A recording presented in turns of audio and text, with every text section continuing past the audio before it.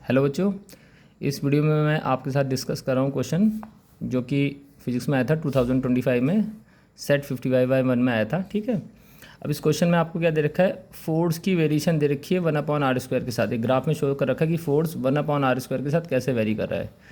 देखिए, एक तो ग्राफ बना रखा है Q1 और Q2 चार्जेस के बीच में, ये स्ट्रेट लाइन ऐसे बना रखी है, और दूसरा ग्राफ बना रखा है, दूसरी स्ट्रेट लाइन बना रखी है Q2 और Q3 के बीच में।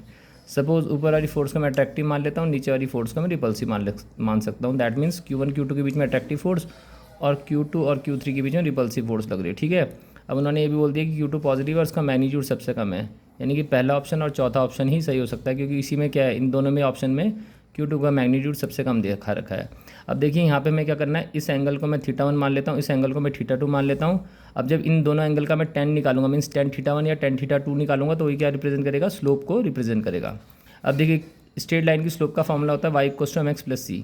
जब लाइन ओरिजिन से स्टार्ट होगी तो इंटरसेप्ट यानी कि c हमारा 0 हो जाता है, यानी कि y सिंपली बचेगा mx और m कितना हो जाएगा y/x, और ये निकलेगा tan θ हमारे पास। ठीक है, अब देखिए कूलम्स लॉ के अकॉर्डिंग जो इन दोनों चार्जेस के बीच में फोर्स है उसको मैंने F1 मान लिया, तो F1 = k Q1 Q2 upon distance को सपोज मैं R1 मान लेता हूँ, तो उसको ऐसे लिख सकता हूँ F1 = k Q1 Q2 1/r1²। 1/r1 को मैं x मान लेता हूँ क्योंकि ये डिस्टेंस है x एक्सिस में, और इस फोर्स को मैं y1 मान लेता हूँ, तो y1 = k Q1 Q2 into साथ में x1। तो ये वाली टर्म क्या रिप्रेजेंट करेगी, स्लोप। इसको मैंने क्या मान लिया, m1 मान लिया।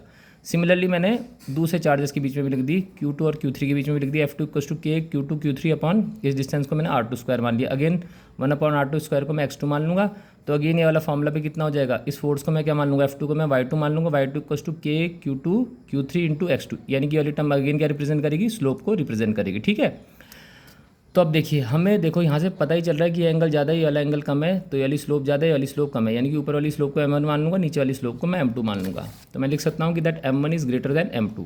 अब m1 किसकी बराबर है, k Q1 Q2 की बराबर है, और m2 किसकी बराबर है, k Q2 और Q3 की बराबर है। k से k कैंसिल हो गया, Q2 से Q2 कैंसिल हो गया, यहाँ पे क्या बचा है, Q1 आया इज़ ग्रेटर देन Q3। अब ये सिंपल सी बात है कि Q1 बड़ा है और Q3 छोटा है, और ये भी गिवन था कि सबसे छोटा क्या है, Q2, तो Q2 is less than Q3 and Q3 is less than Q1।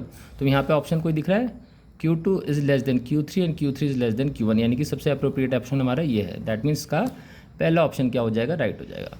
तो आई होप बच्चों आपको ये सॉल्यूशन समझ में आया होगा। कोई डाउट होता है तो आप मुझे कमेंट करके बता सकते हैं। थैंक यू बच्चों।